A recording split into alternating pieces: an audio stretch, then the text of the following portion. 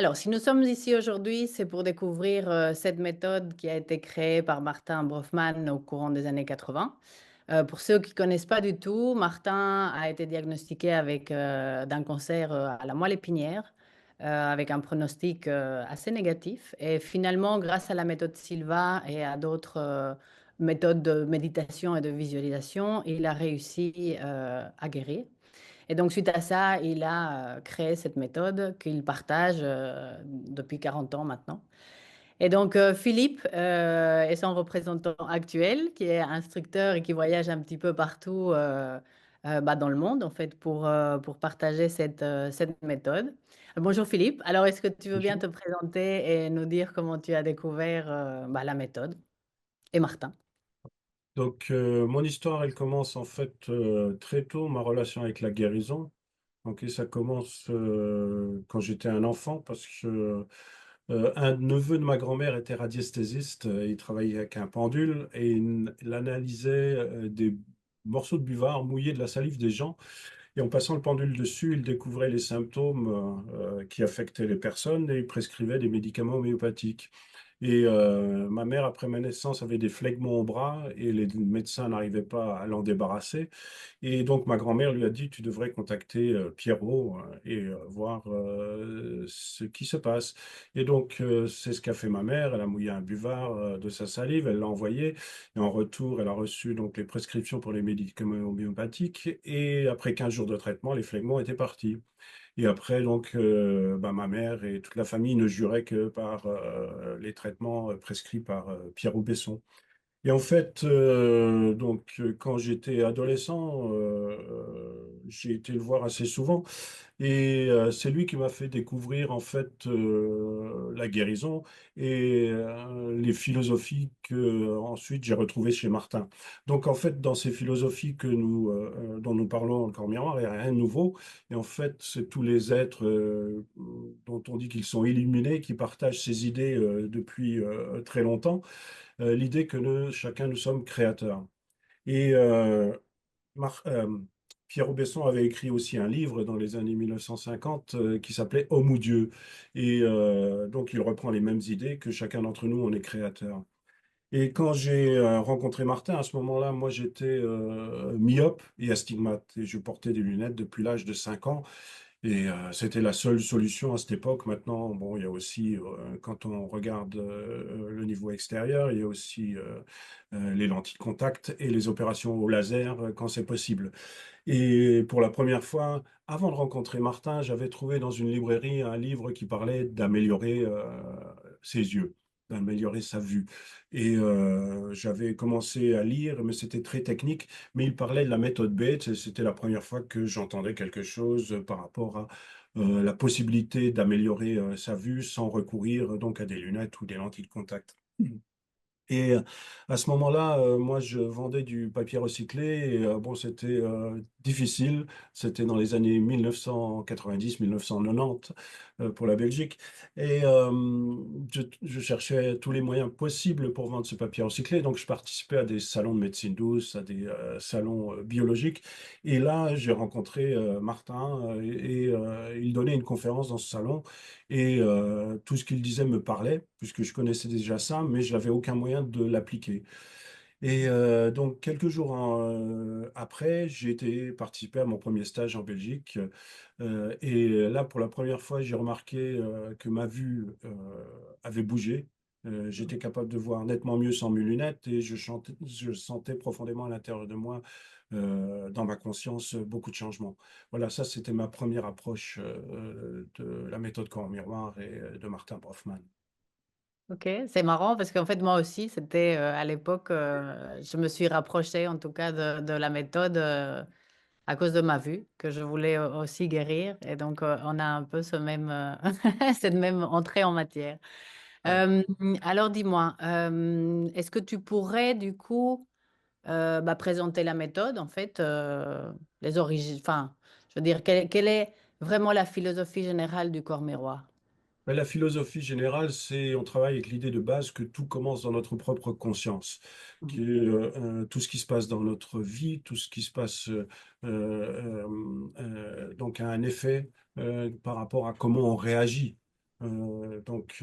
Si une personne réagit avec du stress, et le stress, on sait que ça crée des tensions, donc d'abord la personne est en déséquilibre dans sa propre conscience, et si elle continue dans la même direction, le niveau de communication suivant, c'est le niveau émotionnel. Donc la personne commence à ressentir des émotions désagréables qui lui disent qu'elle fait quelque chose qui ne marche pas pour elle.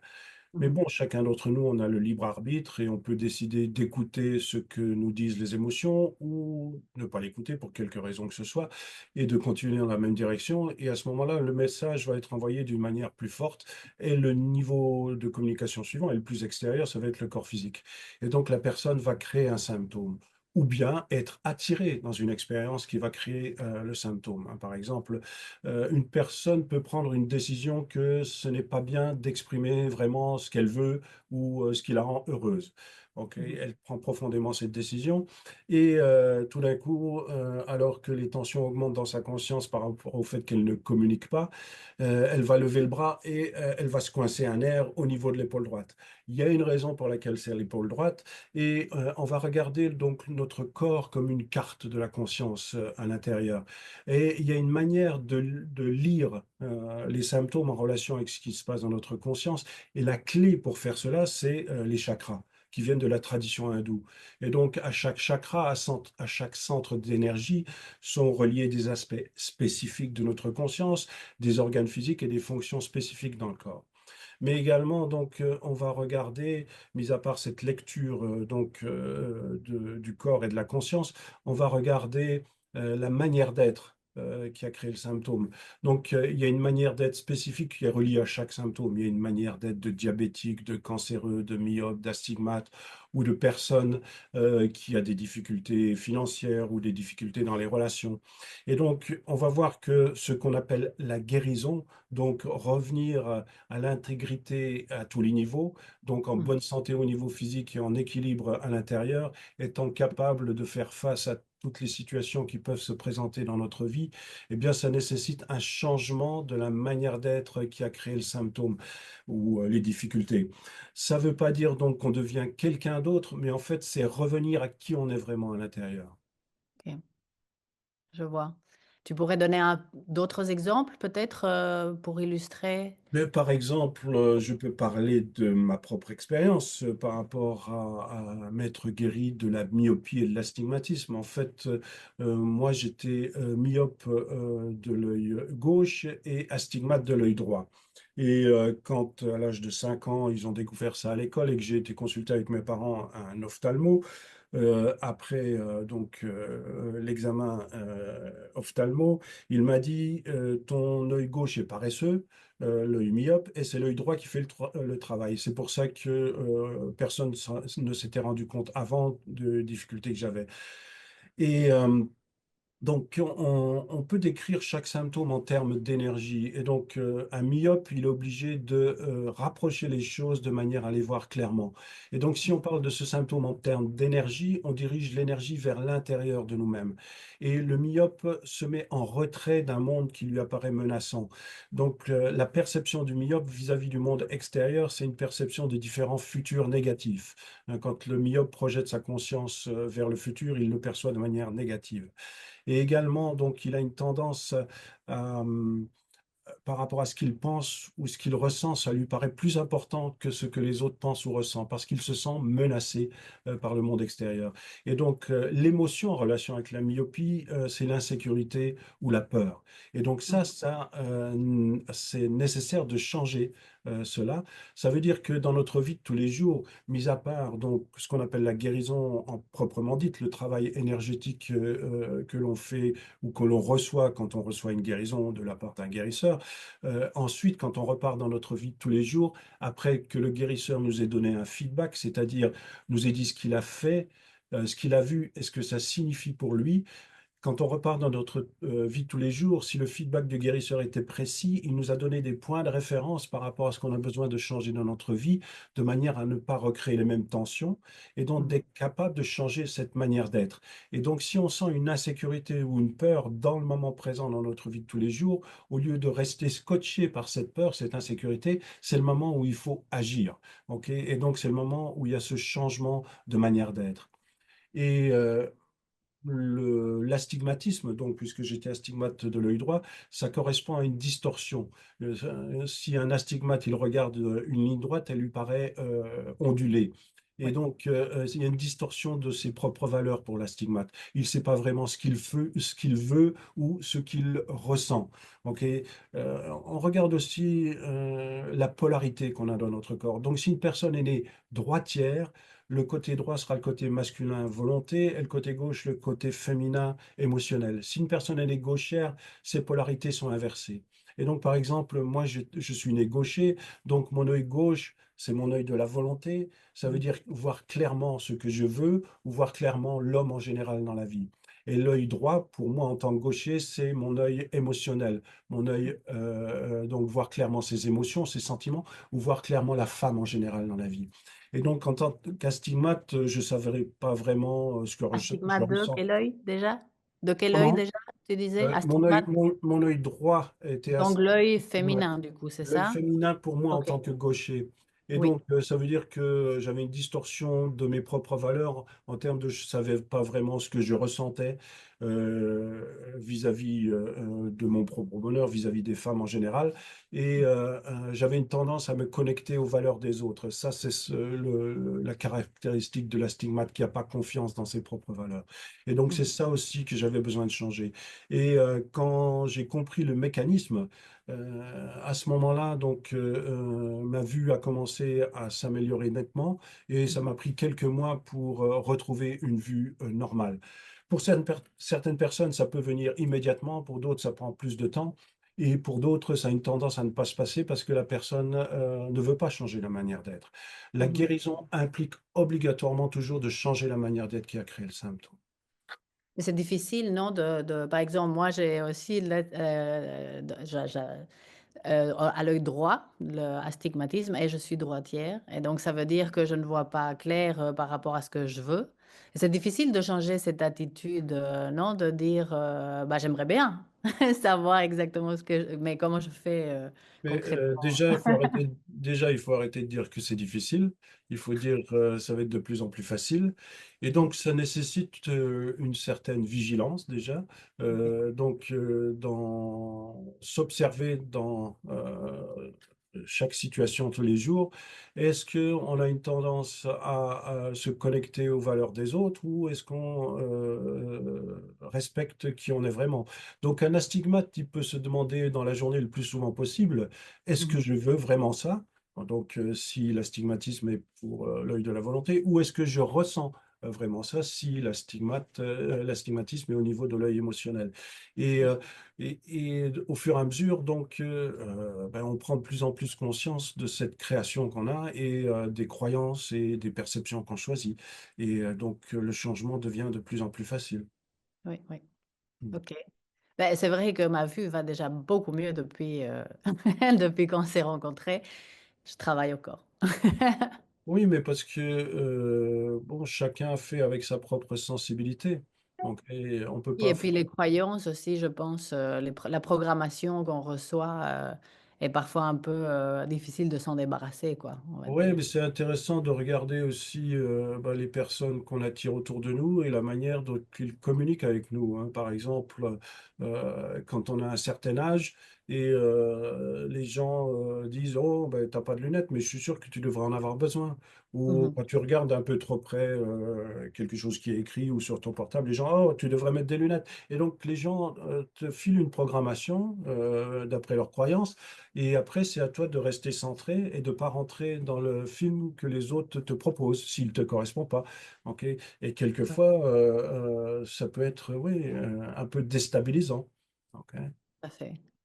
Tout à fait. Mais c'est vrai que grâce à l'enseignement que vous partagez, je parle pour moi c'est vrai que depuis que je connais cette méthode, je suis très à l'écoute en fait de chaque symptôme qui se manifeste. Et donc à partir du moment où, par exemple, je commence à avoir mal au dos, je me dis tout de suite, OK, pourquoi est-ce que j'ai mal au dos? Et en fait, je corrige l'attitude qui me donne mal au dos, mais qui est liée avec une inquiétude au niveau de mon chakra racine, par exemple. Et du coup, j'arrive vraiment à guérir le symptôme, en fait, en corrigeant Oui. cette attitude. parce qu'en fait, quand une personne manifeste un symptôme, on regarde toujours ce qui s'est passé juste avant. Donc, Mhm, il y a une situation dans la vie de la personne envers laquelle elle a réagi avec des tensions dans sa conscience. mhm, Même si une personne peut avoir des tensions dans sa conscience pendant un certain temps, ça peut être des semaines, des mois, il y a toujours, juste avant qu'un symptôme se manifeste dans la réalité physique, une situation qui augmente l'intensité des tensions dans la conscience et qui va créer le symptôme. Et on peut aussi regarder qu'est-ce que le symptôme peut empêcher la personne de faire. Hein, par mhm, exemple, si tu parles d'être bloqué dans le dos, est-ce que ce blocage de dos va empêcher la personne de faire quelque chose qu'elle aime? Par exemple, si la personne adore danser ou faire du sport et que à cause du symptôme, elle ne peut pas le pratiquer, à ce moment-là, on veut dire que la personne s'empêche elle-même de se faire plaisir. Et donc, pourquoi la personne s'empêche de se faire plaisir? Donc, on va regarder, est-ce que ça vient seulement de sa propre conscience ou alors est-ce qu'elle est en train d'essayer de ne pas créer de conflit avec une personne qui est proche d'elle et qui n'aime pas quand elle danse, par exemple, et quand elle fait du sport. Et quand elle a le symptôme, dans ce cas-là, il n'y a plus de conflit. Hein, je me mhm, rappelle d'un jeune couple qui était venu dans un séminaire en Espagne et lui adorait jouer au football et elle détestait quand il jouait au football. Et donc il est mhm, arrivé dans le séminaire avec un genou en vrac. Et donc il est ressorti de l'histoire que bah, il avait créé ce symptôme, comme ça il avait plus de conflit avec sa partenaire. Voilà. mhm, Donc, c'est important de regarder également donc, quel peut être, qu'est-ce que la personne s'empêche elle-même de faire. mhm. Ouais, c'est intéressant.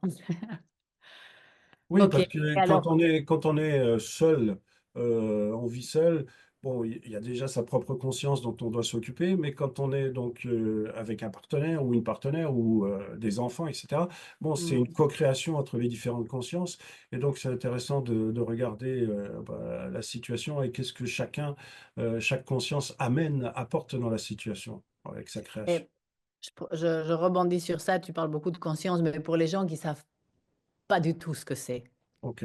tu pourrais nous... Oui, tout à fait, parce que en fait, dans la méthode corps miroir, la différence avec, on va dire, la réalité physique médicale, Mhm, le corps médical s'intéresse au corps comme une mécanique. Ok, c'est un peu mhm, comme bah, quand votre voiture elle marche plus, bah, vous allez au garage et on remplace la pièce défectueuse et ensuite bah, elle va tenir un certain temps dépendant de la manière dont le conducteur conduit, etc. Euh, et en revenant à la vue, bah, c'est la même chose hein, pour la plupart des gens. Et donc, la manière dont les ophtalmos sont formés, c'est l'œil, il fonctionne comme quelque chose de mécanique. Et donc, quand il y a un problème, on recherche une solution extérieure. mhm, En fait, le corps physique, c'est simplement un véhicule pour être fonctionnel dans ce qu'on appelle la réalité physique. Euh, mhm, en fait, on a un mental aussi, mais le mental, c'est simplement un outil qu'on peut décider d'utiliser dans le moment présent quand on en a besoin, ok, pour mhm, l'aligner avec l'esprit, donc cette partie profonde de notre conscience dans la même direction. Mais pour beaucoup de personnes, le mental, c'est devenu le maître dans leur conscience. Hein. En Inde, on l'appelle le singe fou, le singe ivre qui saute dans toutes les directions. Donc, il faut, on va dire, maîtriser le mental, devenir maître de ses pensées. Et on se rend compte que quand on laisse rentrer certaines pensées, eh bien, quand on parle de la vue, on voit flou, et d'autres pensées, on voit clair. Et donc, le but, c'est de seulement laisser rentrer les pensées avec lesquelles on peut voir clairement. Et donc ça, mhm, c'est valable pour toutes les parties de notre corps et tous les symptômes qu'on peut avoir, de voir quelles sont les pensées qui nous font partir dans le symptôme et la maladie ou les pensées qui nous font rester en équilibre. Et donc, la conscience, c'est une énergie, c'est notre expérience d'être. Donc, on est une conscience à l'intérieur du corps physique. Et cette conscience, elle n'est pas seulement localisée dans notre tête, c'est pas une production du cerveau, comme ça a été longtemps cru et exprimé par la communauté scientifique. En fait, mhm, à travers maintenant la physique quantique et la biologie quantique, on se rend compte que la conscience, c'est la cause de tout. Et en fait, les études scientifiques poussées au niveau donc de la physique quantique, de la biologie quantique, rejoignent totalement ce que les êtres éveillés nous disent depuis des siècles. mhm, Et c'est ça qui est intéressant. Et d'ailleurs, à travers Cela, la Fondation Bronfman, à travers Jérôme, qui enseigne dans le nord de la France principalement, il travaille donc avec un spécialiste du cancer, un médecin spécialiste du cancer, un médecin généraliste, et ils ont d'abord commencé par poser les questions à toutes les personnes qui étaient atteintes d'un cancer. Et Mhm. donc, le spécialiste du cancer a été très étonné quand le questionnaire est revenu. En fait, chaque personne, avant qu'un cancer se déclare, eh bien, exprimait qu'il avait vécu une situation difficile dans sa vie à ce moment-là. Donc, Mhm. la porte est ouverte et en fait, on a chacun le même but, les médecins ou les guérisseurs, c'est que chacun puisse vivre en bonne santé et être en harmonie.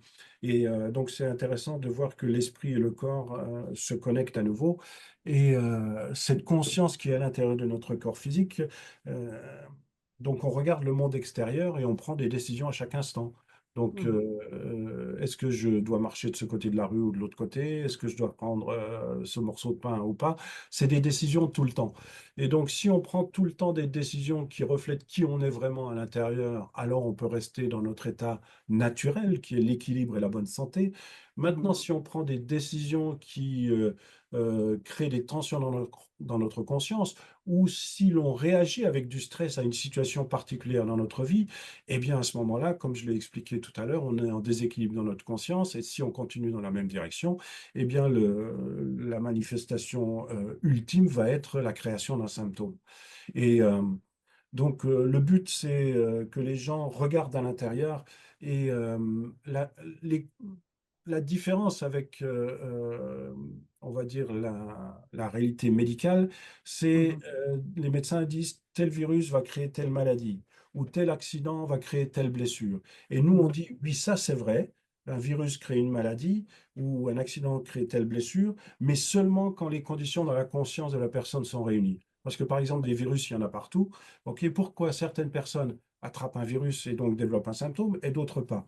Et donc, on l'a vu encore dernièrement avec cette épidémie qui était mondiale avec le coronavirus. OK, Mhm. donc elle était pas, a priori, c'était partout, mais certaines personnes bah, sont restées en bonne santé et d'autres ont développé la maladie et d'autres sont partis. Et donc, c'est la même chose. La mort, ça n'arrive pas comme ça par hasard, c'est aussi une décision profonde dans la conscience. Mhm. Et dans la psychologie occidentale, oui, on parle du conscient et de l'inconscient, du subconscient. Et donc, dans la réalité du corps miroir, l'inconscient, on l'appelle l'esprit. Parce que Mhm. quand on voit l'importance des mots, si on continue à appeler une partie de qui on est inconscient, ça veut dire qu'on pense qu'il y a des choses qui arrivent dans notre vie, on ne sait pas pourquoi. Et donc, Mhm. le but aussi dans les séminaires qu'on enseigne, c'est non seulement des techniques de guérison, mais aussi une connaissance de soi-même. Et donc d'être capable de rendre cet inconscient conscient. Et donc de commencer à marcher consciemment dans sa vie, de se voir comme créateur et d'être capable bah, de créer un beau rêve plutôt qu'un cauchemar. Ok. Eh bien, justement, concrètement, alors les séminaires de guérison, comment est-ce qu'ils se déroulent? Combien de jours? Qu'est-ce qu'on y fait? Mais il y a des séminaires de week-end comme celui qui va avoir lieu en Belgique le 1er et 2 mars. Et puis, il y a des séminaires qu'on appelle intensifs qui sont en général du mercredi en fin de journée jusqu'au dimanche en fin d'après-midi. La différence, en fait, c'est les mêmes philosophies, les mêmes outils qui sont enseignés dans les deux types de séminaires. Seulement, dans les intensifs, ils sont résidentiels. Ça veut dire que les personnes ne rentrent pas chez elles le soir. On reste ensemble. Et c'est une manière aussi de couper du monde extérieur. Et bon, puisqu'il y a 4 jours au lieu de 2, il y a plus de temps pour les questions et il y a une guérison en plus. Hein. Mais par rapport au week-end, comme celui qui va avoir lieu donc en Belgique, il y a 5 guérisons. C'est-à-dire qu'on fonctionne 5 fois comme guérisseur et on reçoit 5 fois une guérison avec des participants différents, de manière à avoir chaque fois un point de vue nouveau sur ce qui se passe dans notre conscience. Et Alors, donc, je te coupe, mais c'est vrai que pardon, hein, quand on démarre les week-ends, en général, c'est vrai que tu amènes d'une façon très douce, en fait, cette notion d'énergie. Et je trouve que c'est aussi important parce que c'est presque une sixième guérison un peu pour moi. Dans un moment, vraiment pouvoir la sentir dans ses mains et même la voir. C'est la première fois pour moi que j'ai vraiment vu ce qu'on appelle une aura. C'était lors d'un séminaire comme ça. Et je trouve que ça fait partie, c'est comme si c'était une sixième guérison, en fait, enfin la Oui, première, quoi. oui. Parce que ça En fait, commence par là. ouais. En fait, on fait aussi des séminaires pour les enfants et pour les enfants, c'est plus facile. Parce que Ok. la guérison, c'est un travail d'imagination. Où on va dire que on imagine de voir une autre personne guérie. Où le guérisseur, il projette ses hallucinations sur l'autre en l'imaginant voir le guéri. Et en fait, même sentir l'énergie, ok, c'est un travail d'imagination, ok. Tu choisis de sentir quelque chose dans la paume de tes mains, et, ok. Et c'est pour ça que quand on fait cet exercice de sentir l'énergie, on dit je vais utiliser certains mots pour décrire ce que vous ressentez, Mhm. et donc si on utilise d'autres mots, par exemple, ce que tu ressens, c'est le sang qui circule sous la paume de tes mains, c'est ça que tu vas expérimenter. Donc on voit l'importance des mots, l'importance du choix des perceptions et qu'une personne qui n'a jamais donc senti l'énergie, tout d'un coup, eh ben, elle est dans une autre réalité, elle sent cette énergie. En Mhm. fait, ça montre que chacun, on est capable de sentir cette énergie, qu'on est capable de la diriger avec notre propre conscience. Ça, c'est le deuxième exercice que l'on fait dans le séminaire, où on Mhm. dirige cette énergie vers l'intérieur de nous, vers les endroits qui en ont besoin, par exemple, ou on peut la diriger vers quelqu'un à l'extérieur. Et ensuite, une autre expérience, c'est de voir, comme tu l'as dit, de voir l'aura, donc la partie visible de la conscience. Et certaines personnes, bon, pour certaines personnes, c'est très facile. OK, pour d'autres, c'est un peu plus difficile.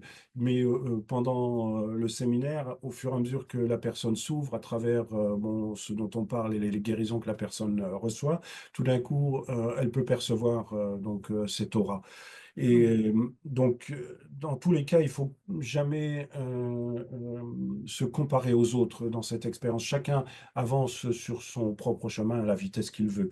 Mais dans tous les cas, dans tous les séminaires, chacun est capable à un moment ou à un autre de percevoir l'aura. Et sentir l'énergie, chacun la sent dès le départ. Et donc, on utilise différentes techniques, ce qu'on appelle la lumière blanche, qui est la somme de toutes les couleurs. On travaille aussi donc avec l'harmonisation du système énergétique des chakras et donc ce qu'on appelle les formes pensées. Hein, par exemple, si une personne a ce qu'elle appelle dans une certaine réalité un mal de tête, et ici dans la réalité de la guérison, on va lui demander comment elle expérimente ce qu'elle appelle un mal de tête. La personne peut dire, je ressens une pression d'énergie à l'intérieur de la tête. Ah ben avec l'énergie, on peut travailler. Et donc on imagine qu'on a une valve à pression, qu'on visse à l'endroit où la personne ressent la pression, et on imagine que cette pression sort.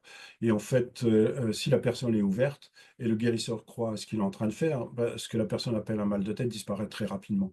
Donc, euh, on dit que les causes sont à l'intérieur et les effets de ça sont produits à l'extérieur. Donc ça, c'est la différence avec la médecine qui dit que les causes et les effets sont à l'extérieur. Et donc, quand on a découvert la cause intérieure et qu'on change et qu'on retrouve l'équilibre dans notre conscience, qu'on libère les tensions, à ce moment-là, il y a la possibilité de libérer n'importe quelle tension, n'importe quel symptôme au niveau physique. C'est pour ça qu'on dit que tout peut être guéri. Parce que si on travaille dans la réalité que tout commence dans notre conscience, alors si on est capable de créer un symptôme, on est aussi capable de le décréer. Ok. Dans la mesure où on s'autorise à croire que c'est possible. Eh bien, pourrais-tu donner par exemple des exemples de transformations que tu observes chez les participants, que tu as pu observer? Et des histoires à succès, on en a beaucoup. Ok. Il y en a quelques-unes qui sont sur le site internet de la Fondation. Et on doit en rajouter. J'ai un tas d'histoires à succès qui ont été envoyées par des personnes. Ok. Mm. Et il y a des guérisons qui paraissent vues de l'extérieur comme un miracle. Ok. Mm. Et où des gens qui pouvaient être aveugles revoient. ok?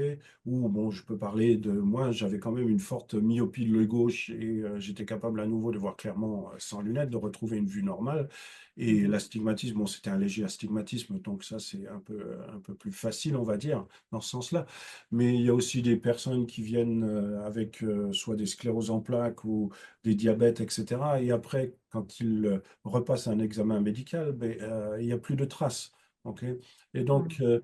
et puis pour d'autres personnes, comme je l'ai déjà exprimé, ça prend un peu plus de temps parce que Mhm. chacun a sa sensibilité pour changer. Et puis, quand on dit transformer la manière d'être pour certaines personnes, ça peut être difficile parce que même si on a un symptôme, on a une tendance à justifier la manière d'être, parce que c'est quelque chose qu'on a depuis un certain temps, et ça peut être pour certaines personnes un peu plus difficile de se débarrasser de cela.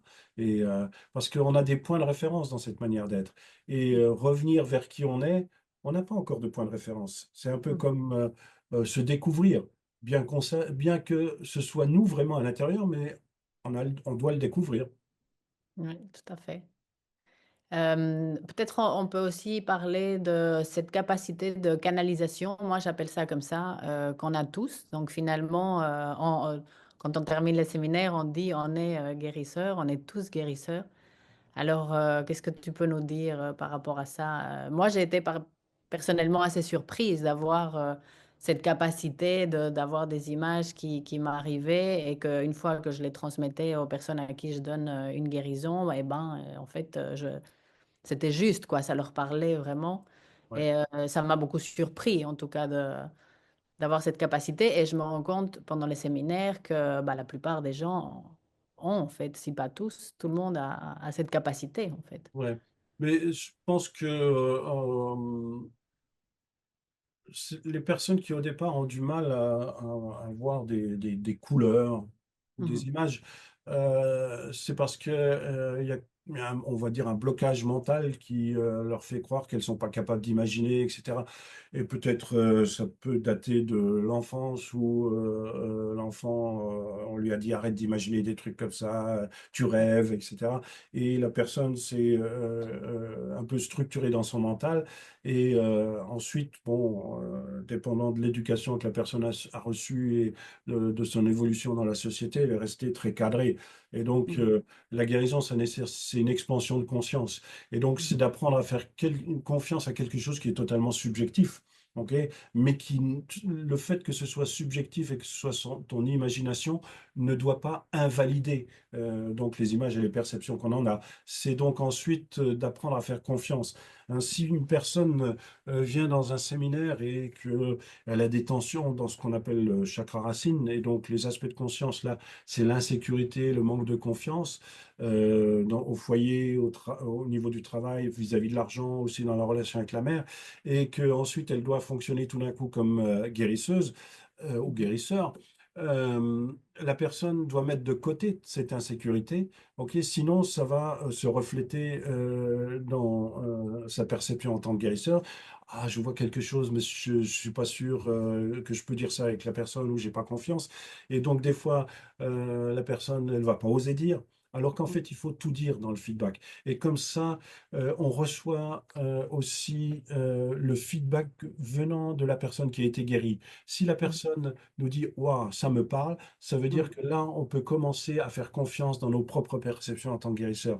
Si en fait, on ne dit rien, bah, c'est difficile de prendre confiance dans ses perceptions parce qu'on les garde à l'intérieur, on ne les partage pas.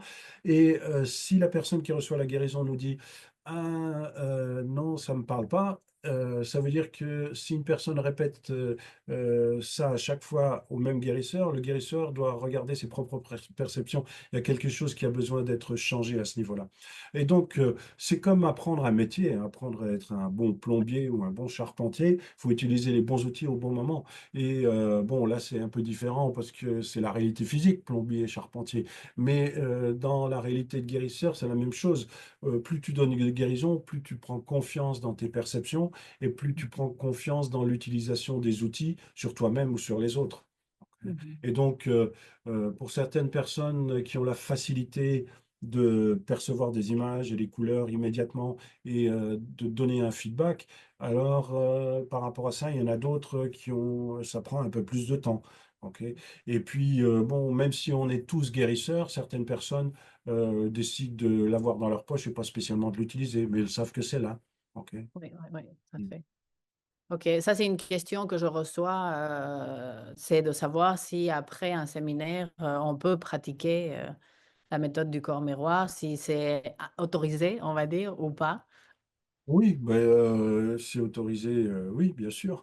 Après, chacun peut se guérir soi-même, utiliser ses outils sur lui-même et après proposer ses services à des personnes d'abord proches de lui. OK, et comme je dis, ça lui permet de prendre confiance dans ses perceptions et, euh, et ensuite d'aller encore plus profondément dans l'expérience de la guérison. Donc, moi, Mhm. je sais que quand j'ai commencé, en fait, j'ai commencé en mai 1990, 1990, et j'ai fait j'ai suivi des séminaires pendant 6 mois. Ok, c'était comme tout d'un coup, je me suis dit, c'est ça que je veux faire dans ma vie. Ok, Mhm. donc j'ai été conducteur de train pendant 13 ans en France jusqu'en 1987. Ensuite, j'ai eu un bar en Belgique, à Arlon, pendant 8 mois. Et ensuite, donc j'ai décidé de créer cette société pour vendre du papier recyclé. Donc c'était une catastrophe financière, mais comme je l'ai dit tout à l'heure au début de cette vidéo, je cherchais les moyens pour vendre ce papier recyclé et c'est comme si j'ai été guidé, on va dire, par mon esprit pour rencontrer à nouveau la guérison que j'avais rencontrée plutôt avec le neveu de ma grand-mère, mais comme il était parti, donc j'avais plus d'expérience directe au niveau de l'énergie. Je lisais beaucoup de livres, mais aucune expérience directe. Et quand j'ai rencontré Martin, ce qui m'a touché, c'est la clarté de ses propos et la Mhm. clarté dans laquelle il a mis en place la méthode du corps miroir. En fait, il créait des systèmes pour une compagnie. Il bossait sur les ordinateurs. Mhm. Et en fait, il a commencé, après sa propre guérison et après aussi avoir guéri la vue en même temps, il a créé l'atelier de la vue, où il a imaginé mettre une personne, la faire rentrer comme dans une boîte noire, où au lieu de masser des données et des fichiers, on masse la conscience et faire Mhm. ressortir la personne de cette boîte où elle voyait plus clair ou totalement clair. Et Ouais, la ouais. méthode du corps miroir, c'est la même chose. On fait rentrer une personne avec des symptômes ou des difficultés, on masse sa conscience et on Mhm. utilise ces techniques de guérison et on ressort et la personne se sent différente et le symptôme a possibilité d'être parti et il y a une expansion de conscience. Et comme je l'ai dit tout à l'heure, c'est pas seulement euh, apprendre des techniques de guérison, c'est apprendre à se connaître soi-même et aller dans les parties plus profondes de notre conscience de manière à être capable euh, de fonctionner totalement consciemment dans notre vie et de voir comment on peut fonctionner avec plus d'amour, plus de compassion, plus d'acceptation. Et c'est ça qui ressort dans les séminaires où en fait on guérit avec l'amour. Et, c'est ça pour moi, euh, qui fait que j'ai toujours envie de continuer à partager ça parce que je vois la différence quand les gens arrivent et à la fin du séminaire où les gens qui ne se connaissaient pas avant, pour la plupart, sont totalement différents et sont proches les uns des autres. Ok. Mhm. Ouais. OK, alors, bon, je vois que ça fait déjà presque 1 heure, je pense qu'on parle. Donc, on va peut-être essayer de conclure cette vidéo. Peut-être parler des aspects pratiques et organisationnels des séminaires. Donc, comment ça se passe pour l'inscription et la tarification aussi. On me pose aussi souvent la question, puisque pour les prix, il y a un système de prix dégressif. Peut-être tu peux toucher un mot à ce niveau-là. Donc déjà si une personne s'inscrit au moins 30 jours avant le séminaire, donc il y a une réduction de 50 euros sur le prix normal, donc au lieu de 350, ça va être 300 euros. Et il y a aussi des possibilités pour les personnes qui ont des difficultés financières, des personnes, des étudiants, des chômeurs ou des retraités, et c'est à voir avec chaque cas. Et Ensuite, dans un séminaire, il y a tout.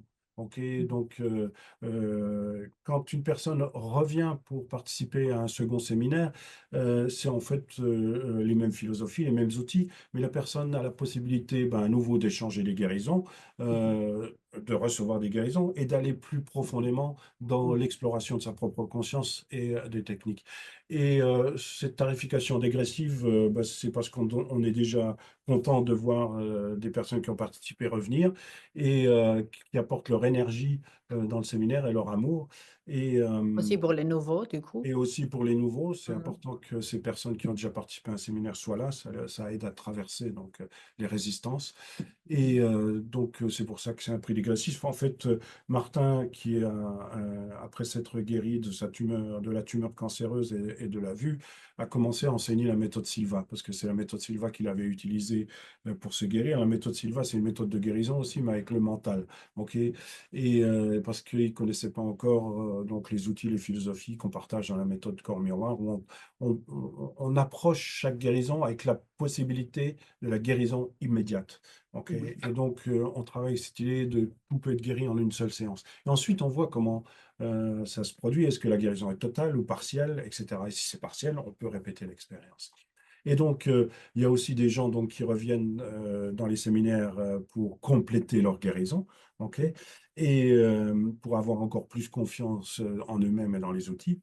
Et donc, à partir du quatrième week-end, les week-ends sont gratuits avec n'importe quelle instructrice, instructeur à n'importe quel endroit. Ok.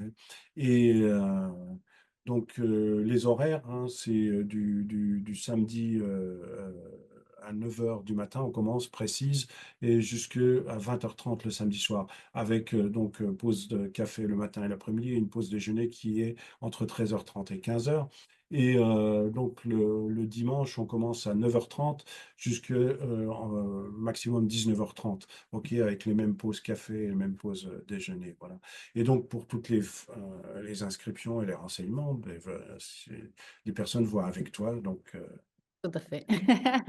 Donc, je vais juste rappeler que nous avons donc un séminaire maintenant le week-end du 1er et 2e et 2 mars dans la région de Namur, donc à Fernelmont. On a un très joli espace, très grand pour nous tout seuls en plus. Et ça, c'est agréable. C'est pas un endroit de séminaire ou quelque chose comme ça. Je veux dire, on a vraiment les lieux pour nous. Ce sont effectivement des séminaires assez intenses, donc on travaille beaucoup et Philippe est très strict par rapport aux horaires parce qu'il y a beaucoup de matière et donc c'est vrai qu'il faut tout condenser en 2 jours et donc voilà. Et bon, il reste des places.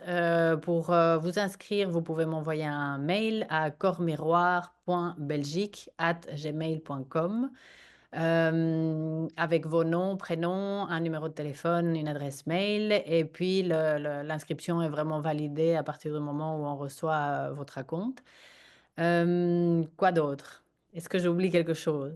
Euh, ouais, tu pourras mettre les informations aussi peut-être en bas de la vidéo avec ton téléphone ou quoi que ce oui, tout à fait. Et alors, pour les personnes qui viennent de plus loin, que ce soit de France, même de France ou de ailleurs en Belgique, mais où ça pose des problèmes, c'est possible de loger sur place à tout petit prix. Donc, donc voilà, je pense que j'ai à peu près tout dit et effectivement, je vais mettre toutes les informations sur la description de la vidéo. Si jamais il y a des questions, n'hésitez pas à nous l'envoyer, nous envoyer des questions. Je pense que Philippe, d'ailleurs, sera très content éventuellement de faire une prochaine vidéo, pourquoi pas. On pourrait faire, je sais pas, qu'est-ce que tu en penses, des vidéos où on explique peut-être même chakra par chakra et les correspondances des symptômes physiques. Ça pourrait être intéressant peut-être Oui, on peut faire de partager pour ça. répondre à des questions particulières aussi. Mhm. Ok, eh ben voilà, je pense que on a fait le tour. Je te remercie. Merci beaucoup d'avoir partagé tout ça avec nous. Merci, merci. Et puis, bah, à tout bientôt. Ok, ouais, trop bien.